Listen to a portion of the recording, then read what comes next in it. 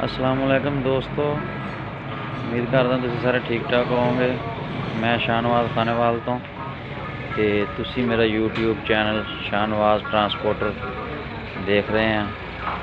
तो अज असी इत्थे न्याजी चौक खानेवाल ते साढ़े बहुत अच्छे दोस्त आ, इन्हां दी स्पेयर पार्ट की दुकान आ, ट्रालियां दे एल CL ब्रेकल कोई भी चीज़ आ इन्हां कोलों मिलदी है। तो बहुत अच्छा इन्हां दा रेट आ मुनासिब, और किसी भाई ने नंबर असी वीडियो दे विच इन्हां दा ला देवांगे।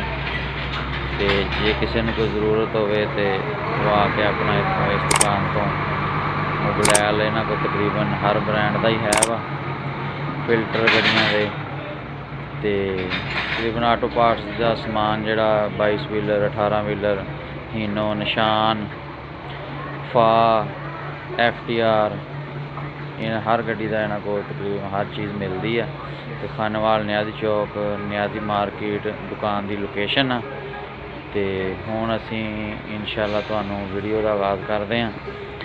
तो मेरे चैनल नूं सबसक्राइब करो, लाइक करो, शेयर करो। मैं दोस्तों दुकान का रिव्यू अल शहबाज ते दुकान का बोर्ड आ। तो यह तुसीं देख सकते हैं इन्हां को डीलो 400 जिक शैल टोटल किक्स दे सारे एल जिहड़े है तकरीबन इन्हां दा ब्रांड है वै बुल एल कंपनी का यह भी है इन्हां को। तो इन्हां दी शॉप ब्रेकल वगैरह जालियां एयर क्लीनर जाली ते कोई भी चीज़ इन्हां को तुसी लाओगे इंशाअल्लाह अच्छी है।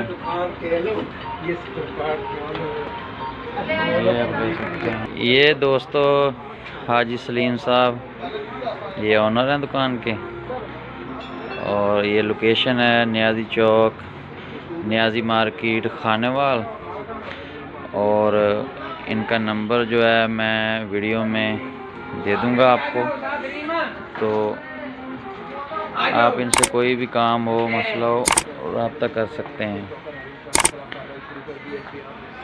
ये हमारे दोस्त हैं शौकत भाई, ये भी इधर इसी शॉप पे होते हैं। इनका नंबर भी वीडियो में हम मेंशन कर देंगे, आप इनसे रब्ता कर सकते हैं। किसी चीज़ की भी ज़रूरत हो इनके पास आल गाड़ियों के पार्ट्स हैं और मुनासिब रेट पे हैं। ये शौकत भाई हैं।